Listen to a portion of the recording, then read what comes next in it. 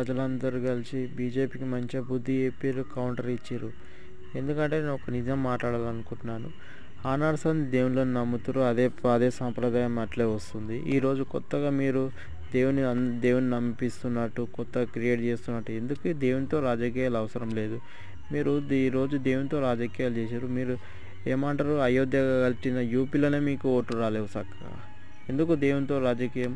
ఈ 10 సంవత్సరాల్లో ఏం చేసిరో అది చెప్పుకొని ఓట్లు అడుగురి. ఆయన మోడీ గారు, మీరు ఈ 10 సంవత్సరాలు ఏం చేసిరు? అసలు ఏం చేయలేదు, అంత సున్నా. చేయింది ఏం లేదు. కానీ ఈసారి దేవునితో రాజకీయాలు చేద్దామని చూసారు. ఇంకేమన్నారు, ఔర్ ఏక్ బార్ 400 అన్నారు.